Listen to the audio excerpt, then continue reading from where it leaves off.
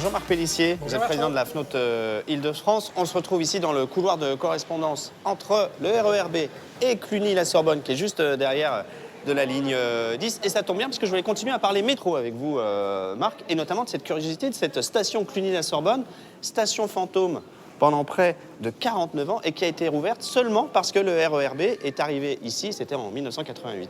Oui, donc on voit l'utilité parfois d'avoir créé des stations qui sont restées endormies et puis finalement qui servent pour avoir cette correspondance bien utile entre le RER B et la ligne 10, même s'il y a quand même pas mal de couloirs.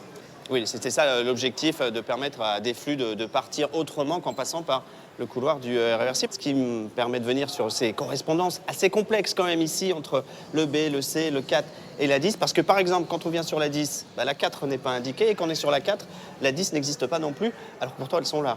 Oui, en réalité, on a la gare RER C qui date d'avant 1900, on a rajouté le RER B en dessous, on a connecté la 4, la 10, mais ce n'est pas un pôle qui a été vraiment pensé et la signalétique en plus est un peu datée, donc c'est pas évident de s'y retrouver.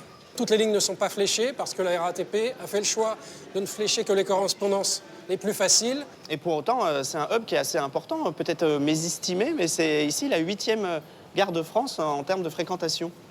Tout à fait, parce que c'est quand même un point central du réseau, de RER qui se croisent, de lignes de métro. C'est vraiment un endroit très important, assez peu connu par rapport à d'autres. Et qui dessert des lieux emblématiques aussi.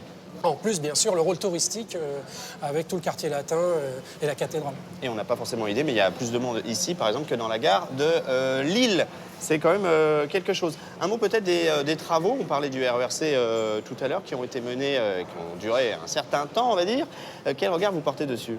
Alors, sur la conduite du chantier, on a été assez critique parce que 4 mois de fermeture qui sont devenus 8 mois, c'est énorme pour une gare de cette importance.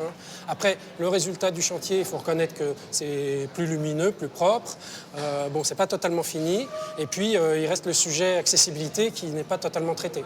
Malgré les ascenseurs qui sont annoncés, c'est pas suffisant. Il y a aussi ce problème de quai. Alors, les ascenseurs vont arriver pour le RER C, oui, mais il reste le gros sujet du dénivelé entre le quai et les rames du RER C, qui est énorme, avec des quais très très bas.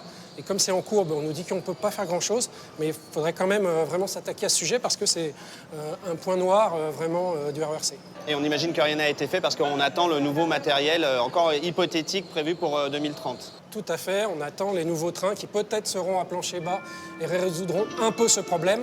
Mais malgré tout, en attendant, il faut peut-être trouver des solutions provisoires.